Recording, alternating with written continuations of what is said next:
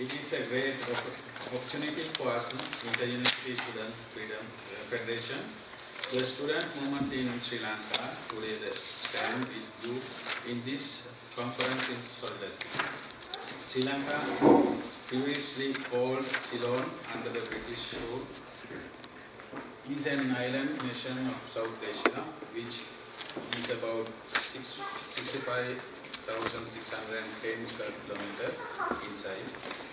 The island was colonized respectively by Portuguese, Dutch and British imperialists, and especially the British rule in the country laid down the foundation of the modern day nation state. The country gained independence from British rule in 1940. The free education system of Sri Lanka was stabilized in 1947 as a result of the campaign led by progressive forces at the time. This was a massive victory achieved by the totally masses of the country. For the next 30 years of state monopoly capitalist grabs, free education remained successfully incorporated with the state policies. However, in 1977, newly elected J.R. Jayawardena government initiated neoliberalist reforms within the country and as a resource education, which was provided at the cost of the state, was subject to a privatization policy. Since then, anti-privatization struggle became the prime factor which constitutes the agenda of the student movement.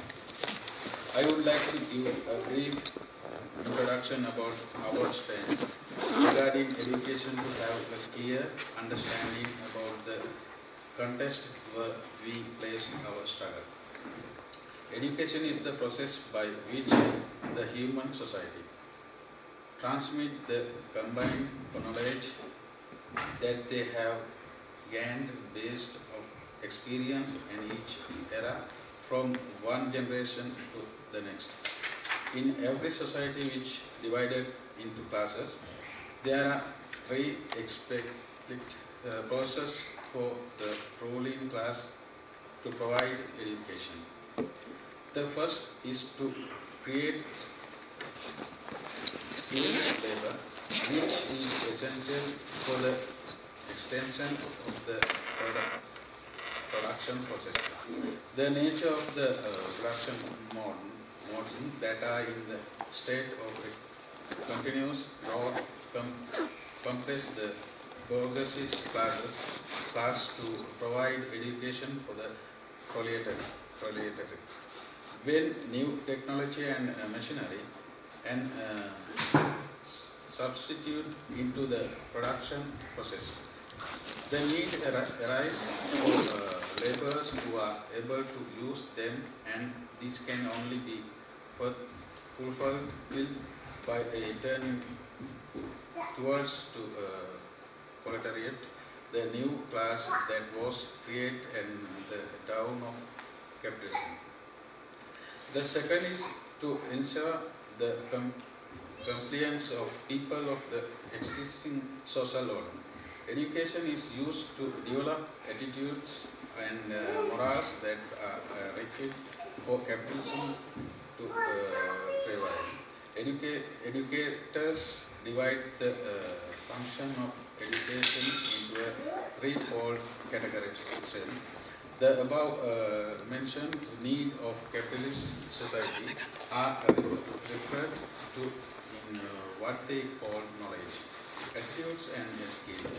Knowledge and skills enhance labor and required for the production process, while attitude ensure compliance to the capital social order. With the rise of neoliberalism, the bourgeois class now has an added experience expected attempt to education, which is to make a profile of it. Commodification of everything that was not treated as commodities is characterized of neoliberalism. Therefore, education is considered to be a good provided in the free market. In Europe, this has already occurred, and as a result, their slogans. Demand decrease of tuition fees and for education to be provided without charges. However, in Sri Lanka, we were able to defend the free education system as a result of a difficult struggle in the 80s. But for a greater extent, the framework of the free education has already been attacked by the offensive of neoliberalism. We must summarize here the current experience in Sri Lanka. In the 1980s, the ruling elite instituted twofold method in order to privatize education. The first was to establish private education institute in addition to public schools and universities. The second was defunding education, although the first method was defeated by the people. In the last 30 years since then, the governments continuously cut back on education spending. Before the neoliberal reform were stand in 1977, education spending of Sri Lanka stood at 6% of the GDP. However, after 1977, it was maintained at mere 2%. In 2013, education spending of the state fell it is lowest point to 1.43% of GDP. Therefore, strategy of the neglecting public education by underfunding in became adopted by the ruling elite. Consequently, we are confirmed with private universities as a substitution for the fallen public education system. Meanwhile, the government is also maintaining a policy of demanding indirect fees for the maintenance of public education institutes. This trend is clearly seen in schools where parents are asked to pay for things like painting school buildings, repairing desks and chairs, and building new faculties. This practice by the government is essential rapidly because the students and parents are not organized enough to face the challenge. Even though the same was attempt in universities, stronger organization that exists among students has blocked every attempt to do so. However, the government is taking up another tactic inside universities. The opinion of the government is that the decreased courses must be priced and sold to a certain number of foreign students in order to make money for the maintenance of the universities. However, the student movement have succeeded in defeating all such attempts to a great extent. A main trend observed in schools education in Sri Lanka is the extension of tuition classes. The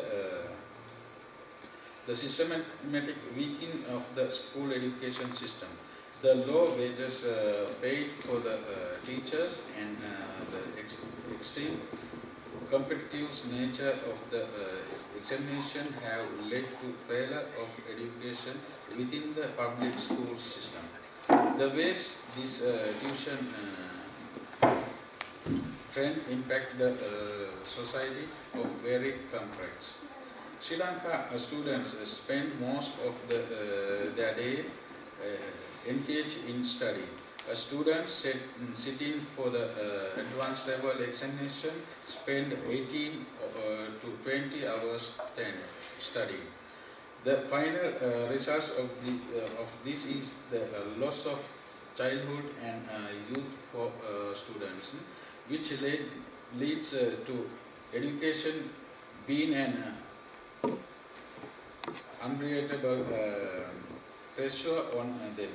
All the same time, the purpose of most students in engaging in education is not to drive knowledge out of it, but to obtain certificates for the examination they have passed. Therefore, in the present day and age,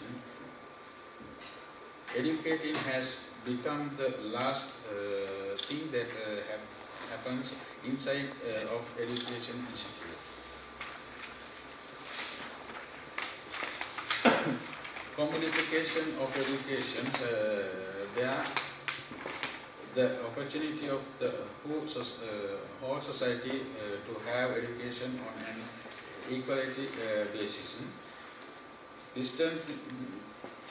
Distancing education from people leads to the imposition in power onto and the society develops an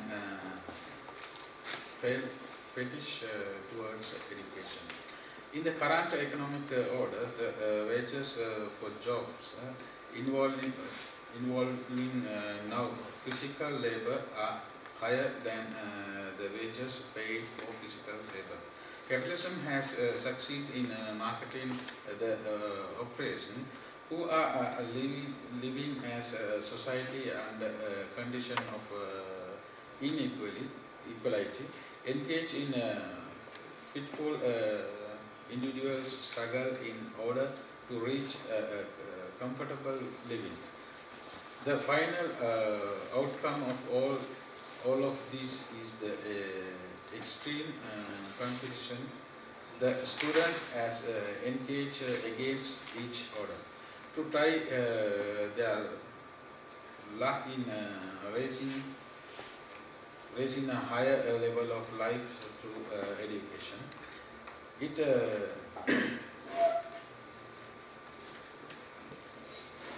consumes the time of studies student even more and opens up more opportunities for tuition classes. It weakens the objective of education, the progression of humankind, and limits the student to raise after a certificate. Under this condition, the parents are forced to work even harder, day and night. They ensure time as leisure time is taken away from them. Teachers and principals are forced to engage in a struggle to make a living and engage in other jobs. Leaving aside the great objectives of education. Ideological intervention done through education train the people to tolerance and all these difficulties. Instead of going to the root of the problem of people divided, deceived to be trapped in temporary illusions. Instead of racing for wider objectives of humanity, plain labor and complaints accelerated the process of marketing suitable labor required for the production process. This is the reason behind being in vocational education directly into the superior education. Therefore, our organization continues concentrates not only on defeating education as a right, but also it empowers the need of liberating education from narrow interest of the capital and transforming education to a nature where it can serve wider objectives of humanity. Now I would like to provide a brief introduction of the history of our organization. Before the establishment of our organization, Lanka National Students Union, which was affiliated to the traditional old left, was the leading force within the students' movement. Leadership of the traditional left got discredited as it entered into the coalitions with the progressive capitalist parties, bearing their initial cause. This was one objective force factors which constructed the atmosphere for the emergency of our organization. In 1977, the United Nations Party got elected into office with an extraordinary majority power in the legislature, and which the aid of the majority in being enforcing neoliberal reforms in an arbitrary manner. These circumstances set out the objectives,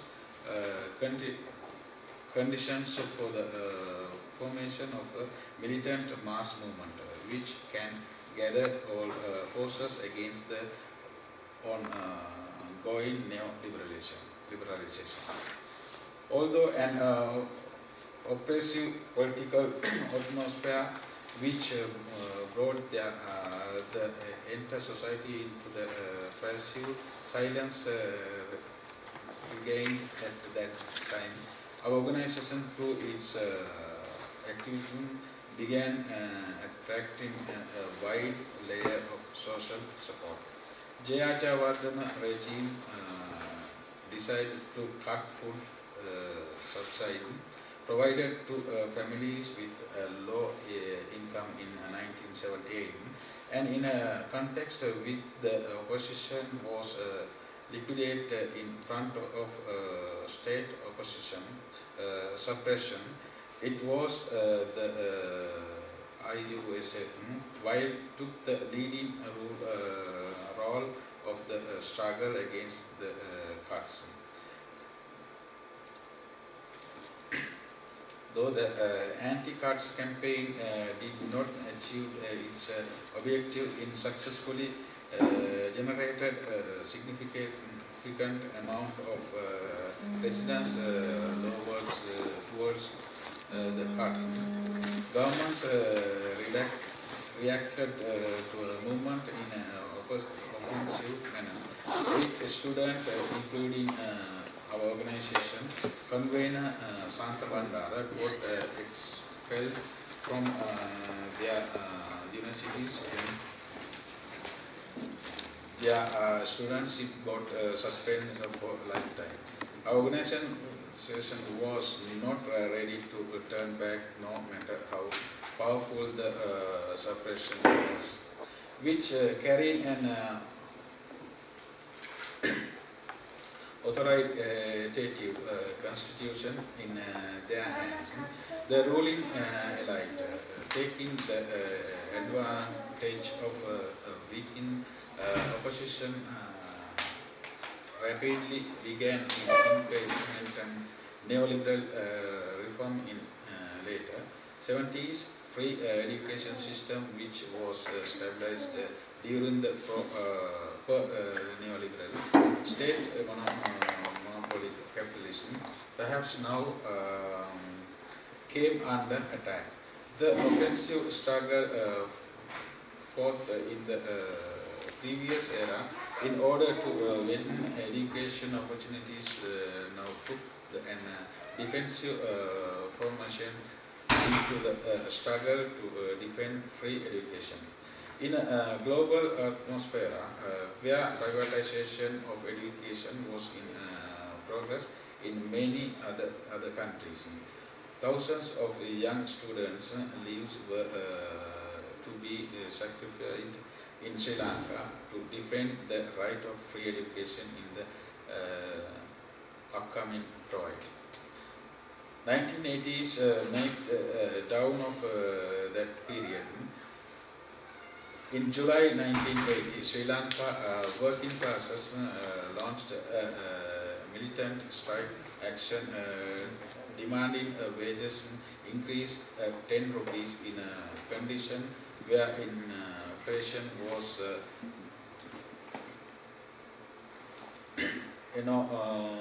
mostly high. Government refused the demand. A massive repression took place against working class organization. 145,000 workers got expelled from their jobs. In an extremely repressive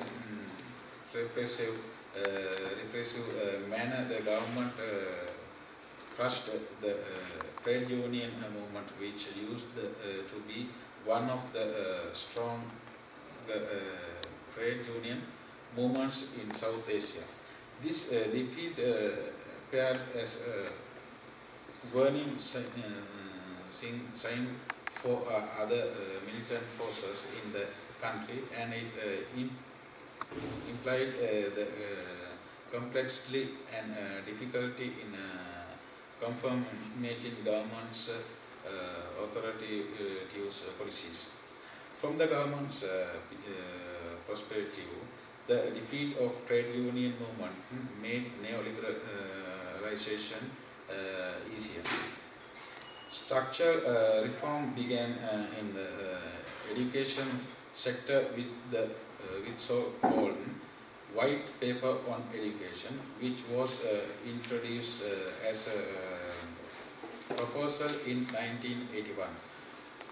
Lowering the compulsory education boundary from grade 10 to 18, establishing a semi-public school system founded by students, schools fees, making English as main languages of introduction in science and mathematics streams in the advanced level. Spare were some significant proposals laid out in the white paper. Deterioration in quality of public education and encouragement of private education were inevitable if those reforms were to be implemented. This white paper was due to be approved by the legislature in January 1982. Student movement got succeed in organizing the massive resistance against those reforms. Over 20,000 students and masters occupied the outside space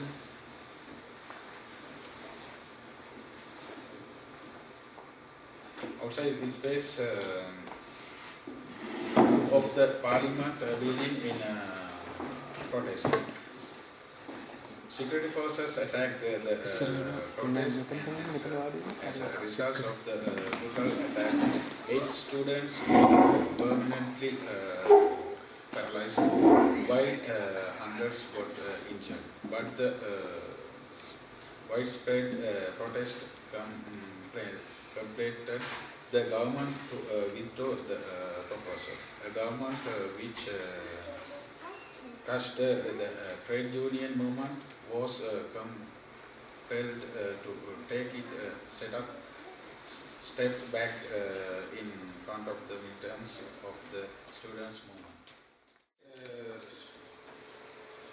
Sponsored ethnic riots occurred in 1983, and the regime used it as an opportunity to ban political parties, trade unions and other masses organizations. Student council within universities were banned, but students' militancy began growing continuously.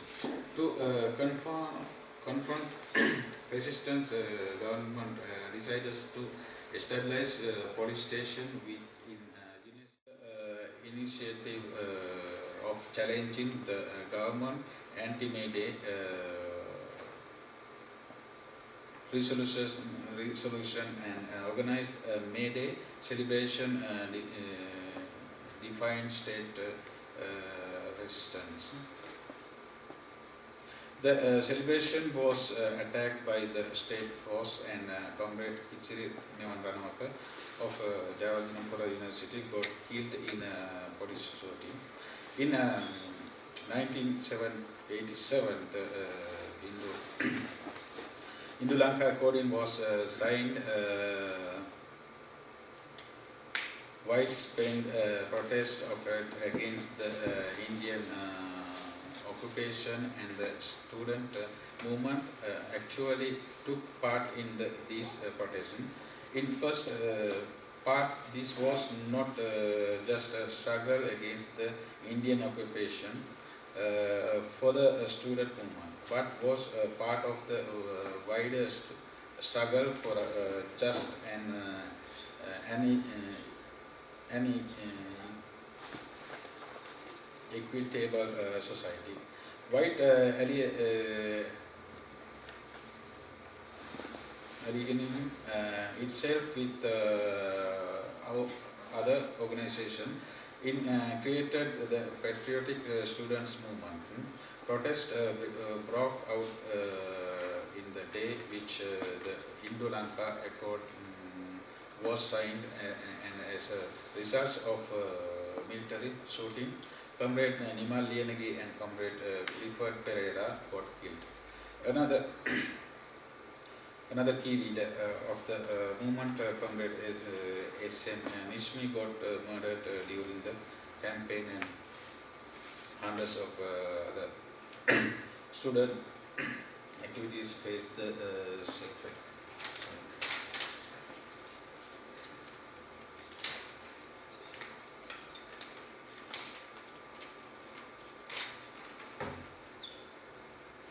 By the dawn of 1990, 11 conveners of our organization were among the dead. Over 627 university students were either murdered or disappeared. It is estimated that over 5,000 school students got killed. During the White Terror, over 60,000 young people were reported being killed. By 1992, the student movement that has came into the standstill. But that setback was temporary. In the mid-90s, the student movement made its re-emergency. Since then, our organization continues gathering students and other progressive process in order to generate resistance against commercialization and privatization of education. In Sri Lanka today, brutal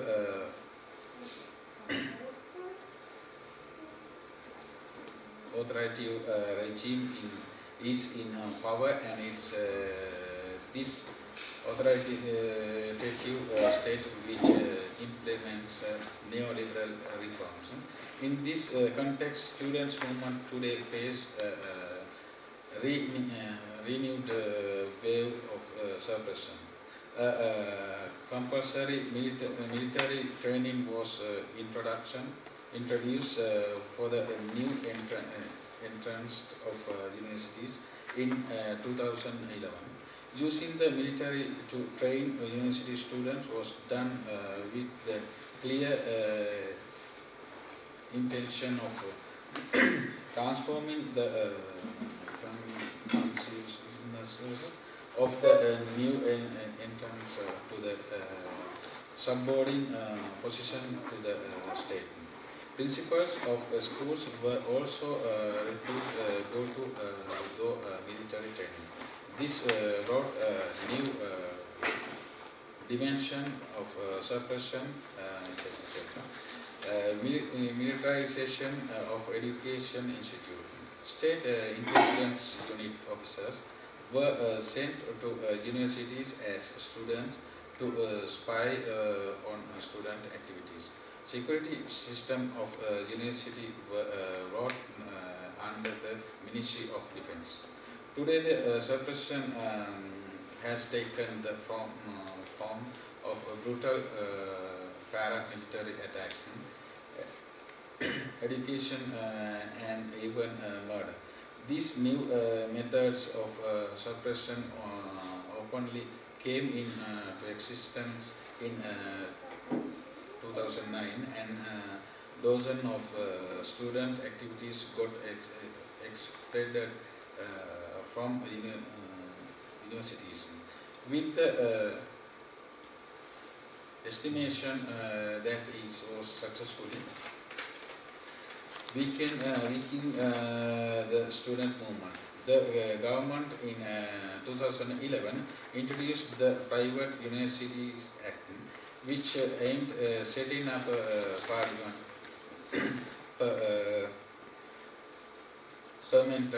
legal body to legitimize private universities. But massive protests spread rapidly, literally in each and every university in the country, and protest marches, picked and various other protest activities took place with the participation of thousands of students. In 2012, massive anti-privatization protest march was organized from Kandy to Colombo. During its organizational work, two student activities, Comrade Janaka Ekanayaka and Sisita Priyankara, were assassinated by the state, and it officially claimed that it was a fraud accident.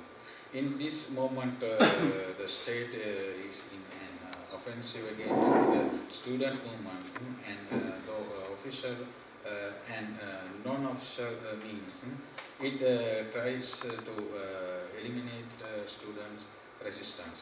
This suppression is interwoven with the neoliberal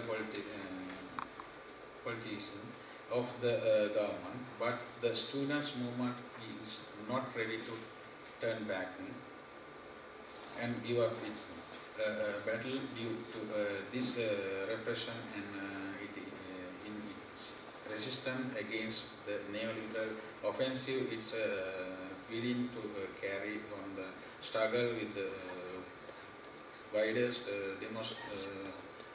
domestic and international solidarity of progressive process. Thank you.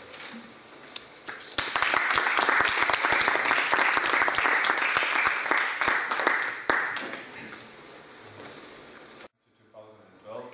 Well, you put up quite a nice, table here, and the numbers are shocking actually, because you actually mentioned like what happened, like legal action, imprisoning, assaults, threats, cancellation of bursaries, suspension, and the numbers are really high. I mean, it's really a war to actually try to struggle for free education there.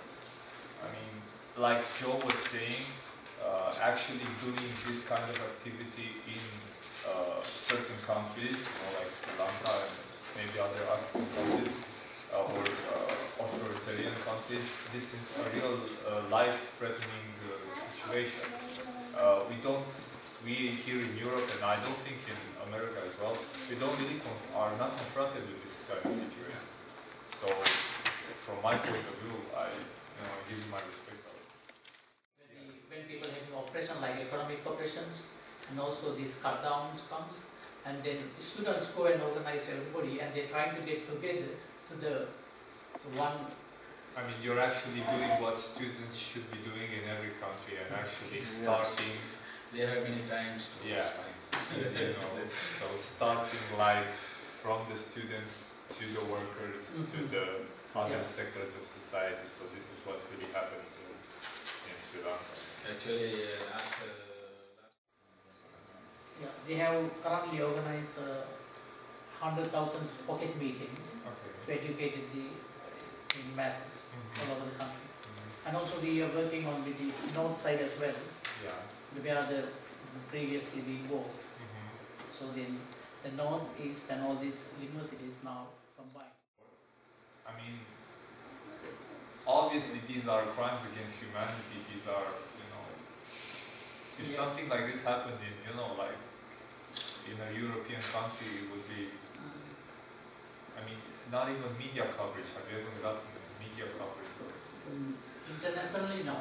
No. So that's what our attempt is now. Yeah. So we wanted to do international, especially we want to go to the progressive forces. Contribution and show a big respect for what you're doing and for your fight. And I think the fact that your government is reacting in this way means that they are very afraid of you. Nice, but you have two organizations. One is the Inter-University Students Federation and the other is the Revolutionary Students Union. yes. What are the two and what are the differences? Let me explain.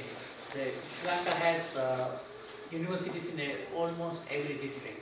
So each university have a student council. From each student councils, we got representative for the Inter-University Federation, Inter-University Student Federation, by election. It goes annually. And then whoever having the kind of leftist ideas among these students, they are representing the RSU, Revolutionary Student Union. That is different because in universities, some students, they are still in the Inter-University Federation, but they are not kind of left-leaning ideal. They don't have the left-leaning ideas. Just liberal. Exactly. Yeah, just like social democratic. Okay, yeah. So like kind of progressive. But so therefore, we are not forcing them to be left, but whoever in left, they are representing the revolutionary. Okay, so these are two parallel. Yeah, it's two parallel. I mean, we think we can't get proper solution within this system for the education crisis.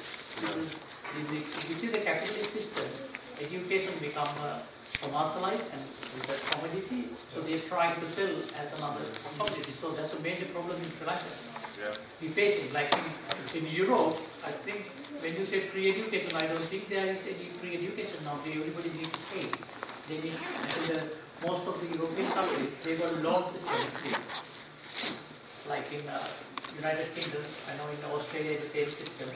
When you go to university and you got a loan to pay your tuition fees, and when you come out, you got a debt. Yeah, no, in most of the... If I might just, first a comment and a question. Coincidentally, the Revolutionary Student Union in the US is actually pretty sizable. So we have a group with the same name, fairly radical and they represent a very particular form of radical politics. But a point that came up twice, and Alex mentioned, this is brutal. I mean, we go and protest and someone gets, pepper sprayed. Oh gosh, that's terrible. We don't have people going missing. We don't have kidnappings and murder.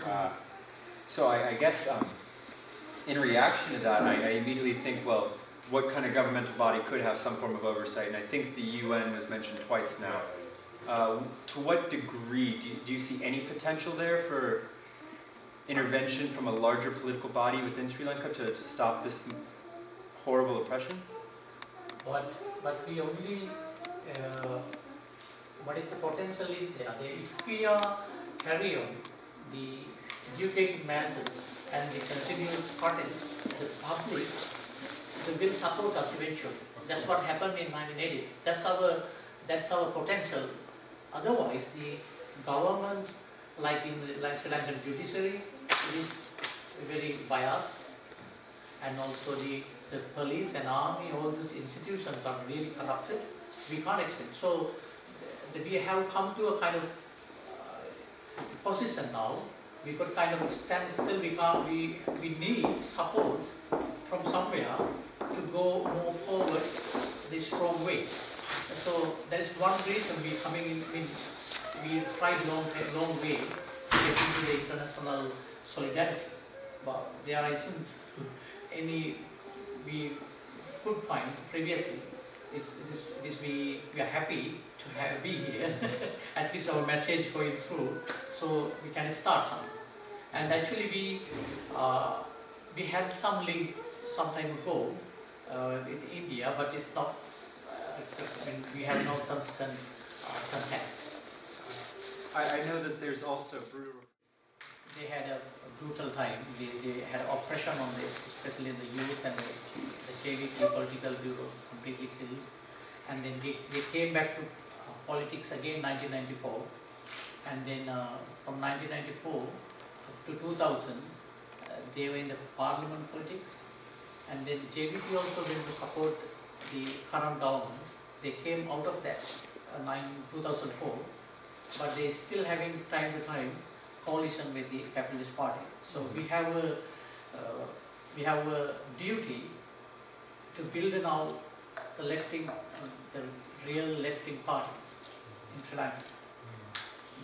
Because of that deficit, the lacking of the leftist party, there is no support for students or the workers as well. So when the oppression comes, because of that reason, the student has to get the front, the leadership. This is most of the countries, because the leftist parties went to the parliament politics, they become bourgeois. Their members become so easily bourgeois. So we have no choice. So there is no relation between Sri Lankan.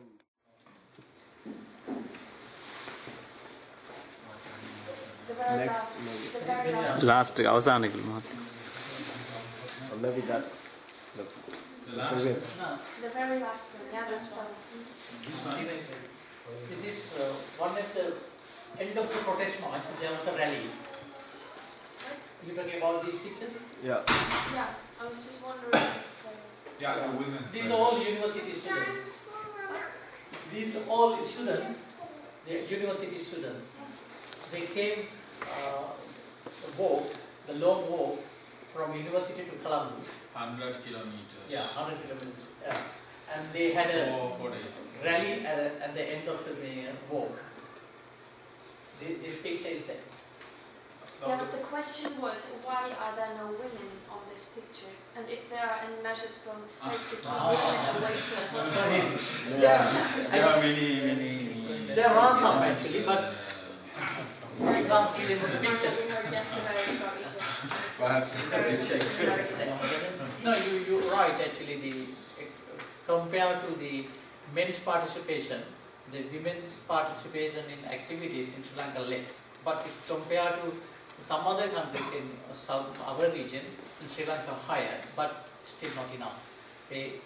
Especially in the university, events, there are considerable amount of women take the places in activities. But is there any reason why yesterday? In the US, we use the term the second shift. Yeah. The first shift in it, so the women go out and work, and then they come home, clean, do laundry, and they're so preoccupied. There's arguments of even doing like third and fourth shifts now. So it's, I can see your point, but I'm curious. Do you think we'll see maybe more women join? I mean, try and skip laundry for a day to go join the protest. That was sarcastic, excuse me. No.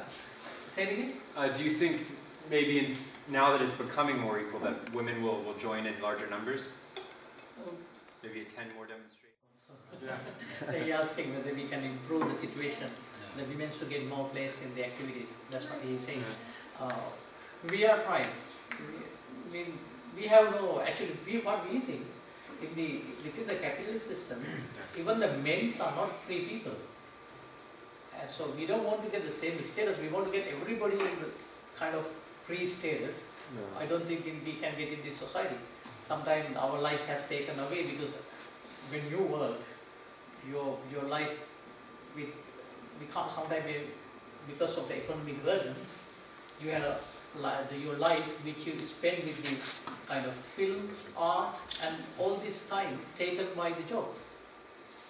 Sometimes some parents, they have no time to spend with the children. So this atrocity is happening in the society now. So there's a problem. In the meantime, the women is still behind most of the places.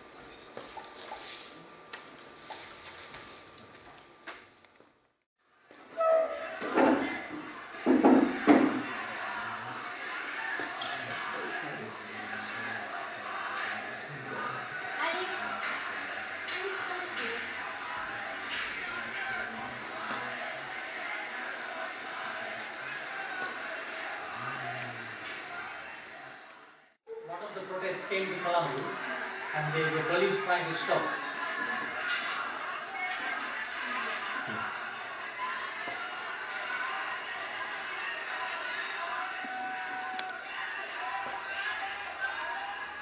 And the police are pushing from the other side. Is that water or is that? That's water. That's water, yeah. High pressure. No, because usually in Turkey they usually do it like this.